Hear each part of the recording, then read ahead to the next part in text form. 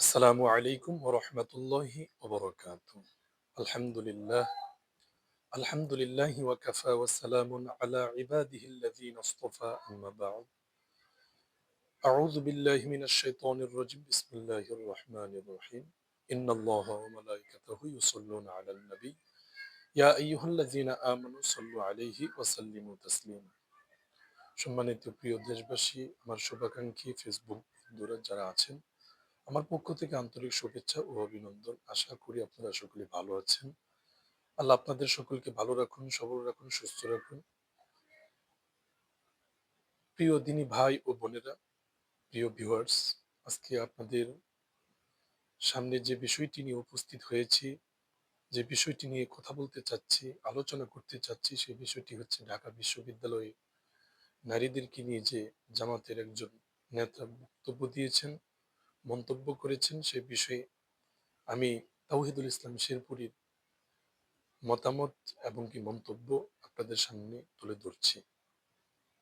সম্মানিত দিনী ভাই ও বোনেরা, সম্মানিত ভিউয়ার্স, যারা আমার এই ভিডিওটি দেখছেন, আপনারা সকলেই সম্পূর্ণ ভিডিওটা দেখবেন। সম্পূর্ণ আপনারা ভিডিওটা দেখার পরে আপনারা সকলে মন্তব্য করবেন। সম্মানিত প্রিয় দিনী ভাই ও বোনেরা, আমাদের বাংলাদেশের সর্বোচ্চ সর্ব যে বিষয়টা আমরা শিক্ষা প্রতিষ্ঠানকে প্রাধান্য দিই, সেটা হচ্ছে ঢাকা বিশ্ববিদ্যালয়। অনেক কষ্ট, অনেক পরিশ্রম, অনেক মেধা, অনেক কিছু করার পরে একটা শিক্ষার্থী ঢাকা বিশ্ববিদ্যালয়ে চান্স পায়। এবং কি আমাদের অতীতে ঢাকা বিশ্ববিদ্যালয়ের যে অবস্থা আমরা দেখেছি, ঢাকা বিশ্ববিদ্যালয়ের যে বিষয়গুলো, পরিস্থিতিগুলো আমরা দেখেছি, শুনেছি, আমরা সকলেই জানি। ঢাকা বিশ্ববিদ্যালয়ের অনেক মানুষ যেভাবে চলে, যেভাবে ফিরে, যেভাবে থাকে, অনেক শিক্ষার্থী আছে যারা ইসলামকে অনুসরণ করে না, যারা ইসলামকে পরিপূর্ণভাবে মানে না, যারা পর্দাকে মানতে চায় না, যারা পর্দার বিষয়টাকে গুরুত্ব দিতে চায় না, এই সমস্ত নারীগুলো সবচেয়ে বেশি হয় তারা ইসলাম বিদ্বেষী।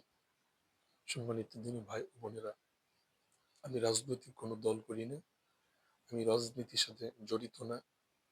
আমি একজন সাধারণ মানুষ হিসেবে আমি বলতে চাচ্ছি, কিছুদিন আগে ফেসবুকে যে বিষয়গুলো আমার সামনে এসছে, বিশেষ করে জামাতের যে একটা বক্তব্য নেতার, আর তার পরিপ্রেক্ষিতে তার রিপ্লাই একটা নারী, আমার একজন বোন যে বক্তব্য দিয়েছেন, এই দুই বক্তব্যের পার্থক্য আমি বুঝিয়ে আপনাদেরকে বলছি। এক নম্বর হচ্ছে যে একটা নারী কোনো সময় এইভাবে, এই ভঙ্গিতে, এই আচরণে প্রতিবাদ করতে পারে না। সেখানে কিন্তু বলা হয়েছে যে ইতিপূর্বে ইতিপূর্বে এই ঢাকা বিশ্ববিদ্যালয়ের অনেক নারীরা বেশ্যায় লিপ্ত ছিল, বেশ্যাখানায় লিপ্ত ছিল। সমস্ত ঢাকা বিশ্ববিদ্যালয়ের নারীদেরকে কিন্তু বলা হয়নি, প্রিয় বোনেরা। সেখানে কিছু নারীদেরকে বলা হয়েছে। কিছু নারীরা ছিল, তারা বেশ্যাখানায় ছিল, তারা তাদের চরিত্রকে হেফাজত করতে পারেনি, তারা অশ্লীলতা এই দেশের ভিতরে ছড়িয়েছিল। তাদেরকে জামাতের নেতা সুন্দরভাবে বর্তমান সময়ে তাদেরকে আখ্যায়িত করেছে। সম্মানিত বোনেরা, আপনারা যারা ভুল বুঝতেছেন, ঢাকা বিশ্ববিদ্যালয়ের ছাত্রীদেরকে, নারীদেরকে কখনো অপমান করা হয়নি। আমি দালালি করতে আসিনি। আমি বলতে চাচ্ছি যে ইসলামকে আগে প্রাধান্য দিতে হবে। যে দলের মানুষ হোক, যে কোনো মানুষ হোক, নারীদেরকে সম্মান করতে হবে। যারা নারী হয়ে অশ্লীলতা ছড়াচ্ছে, বিভিন্ন জায়গায় নারীরা নিজেকে বিক্রি করে দিচ্ছে, তাদের বিরুদ্ধে তাদের কথা না বললে, তাদের সম্পর্কে তারা সচেতন হবে। এর জন্য সম্মানিত দিনী ভাই ও বোনেরা, আপনারা সকলেই ইসলামকে অনুসরণ করেন, ইসলামকে ফলো করেন, সুন্দরভাবে নিজের চরিত্রকে হেফাজত করেন।